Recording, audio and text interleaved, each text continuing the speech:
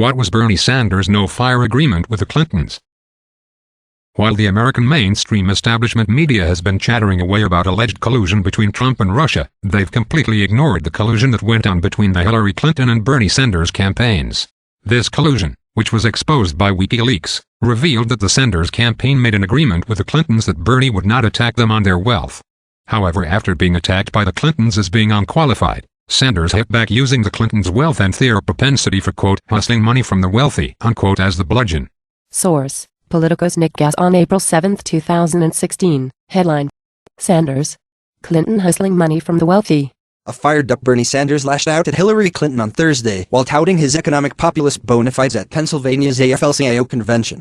During a speech geared toward promoting his core message of solving economic inequality, Sanders suggested to the labor union crowd that he is the only candidate who will look after their interests, touting his pro-union voting record. Said Sanders, "I will not leave here this morning and go to a Wall Street fundraiser," Sanders told the audience gathered in Philadelphia, which applauded that line. "I will not be hustling money from the wealthy and the powerful." Sanders also pointed to the fact that he is the only candidate without a super PAC, "because I do not want or need the money from Wall Street, or the drug companies, or the other powerful special interests, who already have so much influence over what goes on in Washington." Source: CNBC's John Harwood on Tuesday, May 26, 2015. Headline: Bernie Sanders questions morality of U.S. economy. Sanders doesn't condemn Clinton for having earned vast sums delivering speeches since leaving the State Department, but he cautions that it could leave her insensitive to the concerns of working-class voters. "When you hustle money like that, you don't sit in restaurants like this," he said. "You sit in restaurants where you're spending. I don't know what they spend. Hundreds of dollars for dinner and so forth. That's the world that you're accustomed to, and that's the worldview that you adopt. You're not worrying about a kid 3 blocks away from here whose mom can't afford to feed him. So yes, I think that can isolate you. That type of wealth has the potential to isolate you from the reality of the world." Asked about the Clintons' wealth, Sanders responded, "Theoretically you can be a multimillionaire and in fact be very concerned about the issues of working people. Theoretically that's true. When you hustle money like that, you don't sit in restaurants like this. You sit in restaurants where you spend. I don't know what they spend. Hundreds of dollars for dinner and so forth. That's the world you are accustomed to, and that's the worldview that you adopt. I'm not going to condemn Hillary and Bill Clinton because they've made a lot of money. That type of wealth has the potential to isolate you from the reality of the world."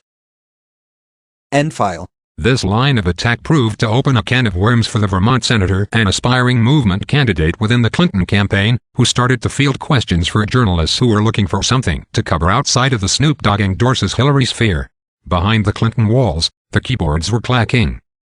Source: the hashtag Podesta emails released by WikiLeaks on the 7th of October, 2016 from Christina Reynolds, creynolds@hillaryclinton.com.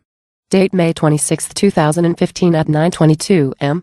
2. Jennifer Palmieri, Tony Clark, John Podesta, Orancher, and Brian Fallon. Subject: Sanders criticism. Following up on our call on Friday, just wanted to give some updates and flag that Bernie went after HRC and WJC on wealth, including using the word hustle. I followed up with Brad. The only thing they've pushed is from the attached docs trying to get reporters to write that HRC and Bernie are actually in the same place. They are happy for any suggestions, but we're not planning on making any big attacks around the announcement. We're working on talking points for surrogates now and we'll get those around. Unless others disagree, I don't think we comment on incoming questions surrounding Sanders' attack on Clinton wealth. Later that day, Robbie Mook responded directly to John Podesta, revealing that some form of no-fire agreement existed between the two camps. "This isn't in keeping with the agreement. Since we clearly have some leverage, would be good to flag this for him. I could send a signal via Welch. Or did you establish a direct line with him?" Many unanswered questions remain about this no-fire agreement between Sanders and Clinton. They remain unanswered because no one in the mainstream media has dared to ask either camp about the exact nature of the agreement.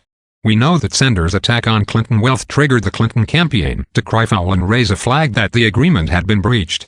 What we don't know is what the scope of the no-fire agreement was. Did the agreement include Hillary's damn emails? Further, we don't know what Sanders gained from agreeing to such constraints. What did he gain from not going after Clinton's biggest weaknesses?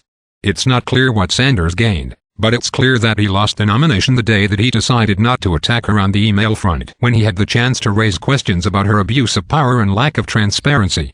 These holes were so glaring that the question of what Sanders gained is all the more prescient. The question hangs out there unanswered today. What was this agreement? What was its scope? What did Sanders gain from such constraints? Added to these questions are the utter incuriousness of the mainstream media. Why have they chosen to sit on these questions? Despite the many opportunities to ask about this during the campaign and after as in postmortem, the subject has not come up once. How can this be?